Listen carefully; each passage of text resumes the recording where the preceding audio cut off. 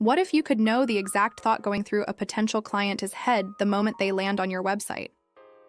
What if you knew their biggest fear when they look at your pricing, or the one question that's stopping them from booking a call?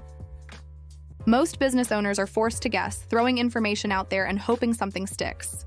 But what you really need isn't more marketing tactics. It's a way to understand your client's inner monologue. There is a straightforward way to stop guessing and start knowing, and it doesn't require any psychic abilities. It's a framework called a customer journey map, and it is the closest you can get to reading your customer's mind by systematically tracking their thoughts and feelings. We're going to show you how to build one, so you can finally address what your clients are really thinking and guide them confidently to the part where they see your service as their go-to. Okay, so let's get into it. So, what is this journey mapping thing? Basically, it's writing down the full experience someone has with your business, from the moment they first hear about you until they become a client. Here's why that matters. You see your business from the inside. You're thinking about your services, your schedule, your processes, but your customers? They're having a completely different experience. They're trying to figure out if you get their problem. They're wondering if they can trust you. They're nervous about making the wrong choice.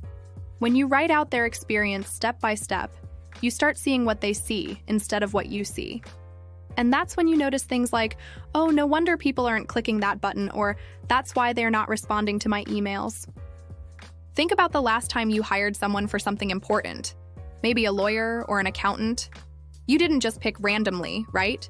You went through a whole process, had a problem, looked around, compared a few people, then decided.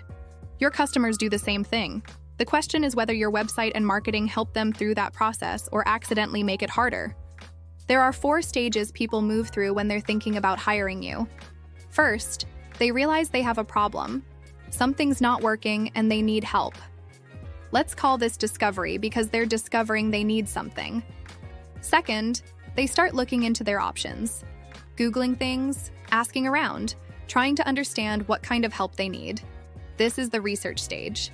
Third, they get serious about choosing someone. They're looking at specific people now, comparing prices, reading reviews. This is decision time.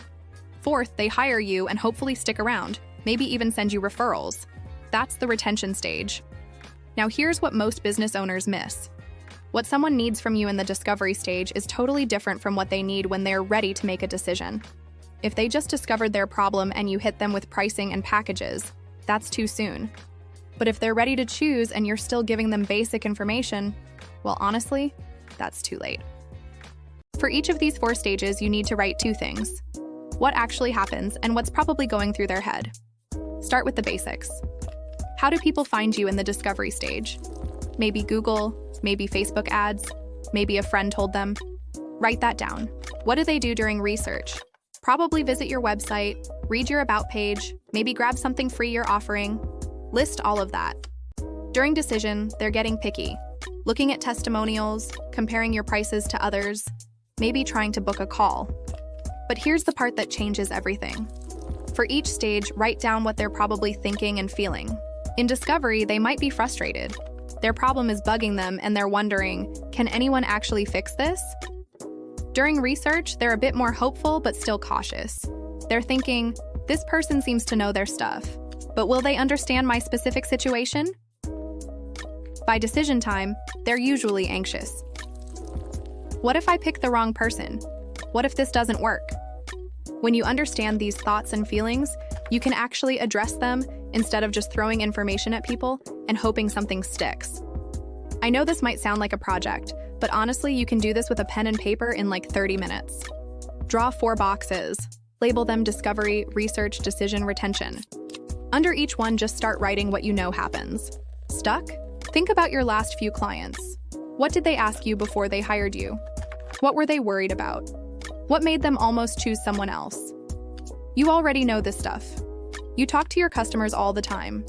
You just haven't organized it in a way that helps you spot where people are getting stuck. And look, it doesn't have to be perfect. Get something down that gives you a basic picture. You can always make it better later. All right, so you've got your basic map. Now let's use it. Look at each stage and ask yourself, is there a mismatch between what customers need and what I'm giving them? Example, say people are visiting your services page but then leaving.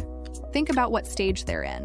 If they're still researching, they're probably wondering, will this work for someone like me?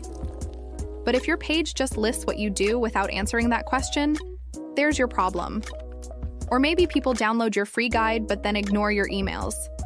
Right after they download, they're probably a bit overwhelmed with new information. If your first email tries to sell them something instead of helping them use what they just got, that creates friction. See how this works? The map shows you where you're accidentally pushing people away instead of helping them move forward. Then you can fix it.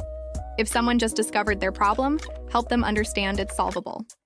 If they're trying to choose between you and someone else, address the specific concerns that are making them hesitate. Some of you are probably thinking, I'm not a marketing person. Can I actually figure this out? Yes. Here's the thing. You know your customers better than any marketing consultant ever will. You know what keeps them up at night. You know what they're afraid of. You know what gets them excited about finally solving their problem. You're not starting from zero. You just need a simple way to organize what you already know. How detailed should this be? Start simple. A basic map you actually look at and use beats a fancy detailed one that sits in a folder somewhere. Get the basics down first. Add more detail later if you need to. What if I find problems I don't want to deal with? Better to know about them, right? Every problem you spot is something you can fix to get better results. Way better than losing potential clients and not knowing why. Here's what I'd do if I were in this situation. Block out 30 minutes. Get a piece of paper or open a simple document. Create those 4 stages and start filling them in with whatever comes to mind. Once you have something basic, look at your website and emails through that lens. Where's the disconnect? Where are you giving people something they don't need yet, or not giving them what they're actually looking for? Start with the biggest obvious problems. If people are bouncing off your website immediately, fix that before you worry about perfecting your email sequence. Each thing you fix makes it easier for the right people to say yes. And those improvements add up fast. If you want a quick 5-minute audit of your funnel or your process to spot the areas you can test and improve, check out the free downloadable checklist made for service businesses with smaller teams. It helps you trace the leaks in your own business and figure out what your next steps should be. That way you can fix the exact areas of your sales process that need it and understand your customers better. You'll get more out of your marketing efforts even with the same number of leads. The link is in the description below. This has been Rita with ClicksandThings.com. See you in the next one.